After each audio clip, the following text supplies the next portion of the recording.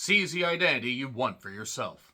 Hitman is a Netflix original written and directed by Richard Linklater, who's had quite the filmography, going all the way back to Dazed and Confused, and then Before Sunrise, Before Sunset, Before Midnight. Why stop there? Why not do Before Lunch, Before Supper, Before Dinner, where you combine lunch and dinner, and before you decide to read your child a story before they go to bed? That would be quite the lengthy title, but yeah, why not just say before we go up into space, and then a black hole sucks us in, and the black hole analogy is the perfect description of Hitman. Yeah, I'm going to tip my hands of how I felt about this slop early on. So Glenn Powell is in this as Gary Johnson. It's actually based on a real-life guy who was a professor who worked undercover as a hitman to basically do a bunch of undercover arrests. And actually, it's pretty fascinating to read about the guy, and I was excited to see how this would play out, because Glenn Powell has definitely been everywhere. He's been everywhere, man. He's been everywhere, man. Especially since launching up from Top Gun Maverick. I mean, he was in other stuff before, but that was kind of a launching pad for him. He was in Anyone But You. I have not seen that yet. I will be seeing it because apparently Sydney Sweeney is going to be the bane of my fucking existence. She wasn't in this, but Glenn Powell dons disguises, and he basically just pretends to be a variety of characters and everything. And that sounds like an interesting premise at first. So he basically ends up taking on a bunch of meetings, gets people arrested, and we see the various people that he interacts with, say, oh, you're really good at this. You're not just, you haven't killed anybody, but you're not just a professor. You're actually really goddamn good. You're like a chameleon. Only this movie could have been like a chameleon, actually been something funny. So, Adria Arjona plays Madison, or Maddie, and she is a woman that basically wants to get away from her husband, who's abusive and controlling.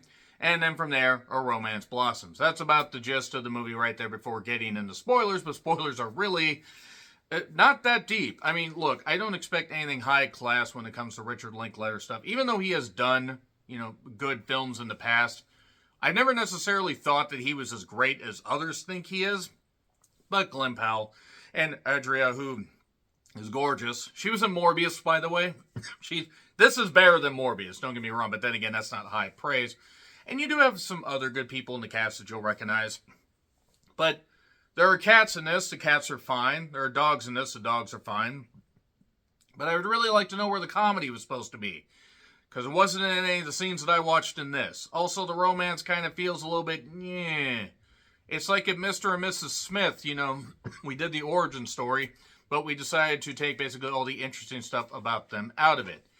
It's inoffensive, it's just not good, it's bland, it's boring, it also drags on despite the fact I think it's only like an hour and 45 minutes, and it really does meander, and I'm sorry, as inoffensive as it is, it's just not very good. It's a waste of Glenn's powers, or Powell's as it were, missed that opportunity, and yeah, every other character is just there's this character Jasper that you obviously know he's going to factor into the finish of the movie as it were. There are some quotable lines. You only get one first impression. Don't fuck it up. Breathe. Think Hitman thoughts. Think Hitman thoughts. Think Hitman thoughts. Think Hitman thoughts. Ooh, that's not Hitman. And all pie is good pie. Gee, that's a little bit on the nose. And if you're putting that on your nose, you probably need to do a little bit of a better job. That being said, it is what it is. I mean, I'm sorry.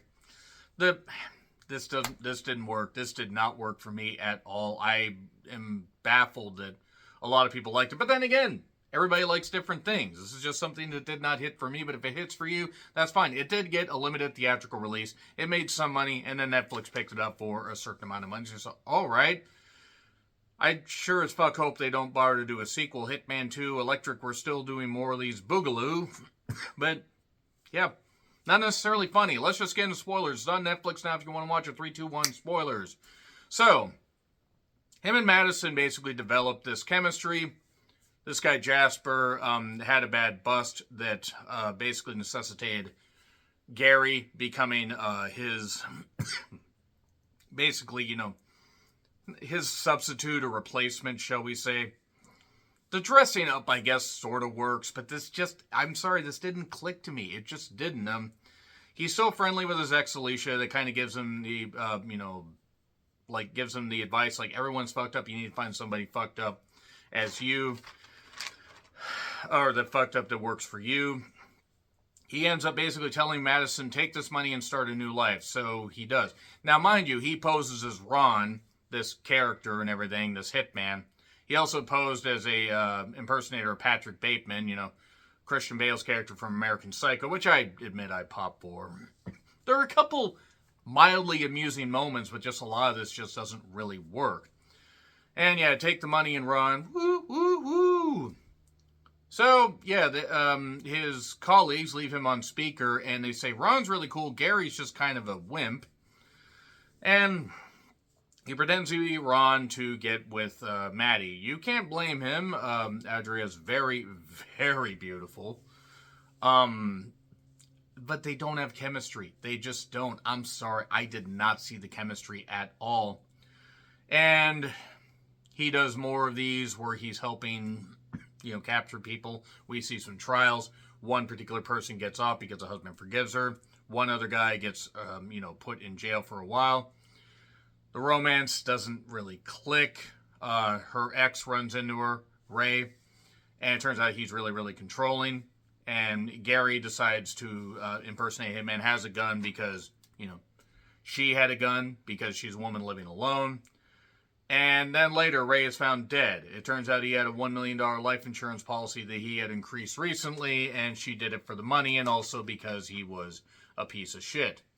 So now Gary must figure out a way to help her because he does love her. He wants to do right by the law, but he also knows she had a point and got her basically off the hook. But then this guy Jasper knew about all this stuff, so he decides, hey, I'm going to, basically blackmail you guys. But then she drugged him. You're drugging a cop. This is a bad thing. They put a bag over Jasper's head, basically to imply that he tried to kill himself, or somebody tried to kill him, or something. And yeah, then basically he's still teaching. He gives advice at the end. Seize the identity you want for yourself. And now later, after they had met and he had, admitted that he didn't really care for dogs, they now have kids, 2 dogs, and they no longer have cats. Or they do, and the cats just aren't there. Mind you, based on the age of the oldest kid, I think the cats probably passed away in natural causes, so I don't really see why that was a critique of any particular review. Yeah, I love cats more than dogs, but, pets do unfortunately pass away, as sad as it is. But, no, I'm sorry. It's a basic movie that has some star power, but doesn't have anything else to it. The writing's not crisp. It's not really a creative movie. It meanders. Jokes just get played out. So yeah, I hate to say it, I'm going to give it an F. It's not really that good. It's not the worst movie of the year. It's not even probably top 10. Maybe not even top 15, because I watched a lot of stuff this year. 125 movies as of this review. Just released this year, by the way. But yeah, F. So, agree, disagree with what I said? Like, share, subscribe, Twitter handle in the description. I'm John Rickland. I'll see you soon.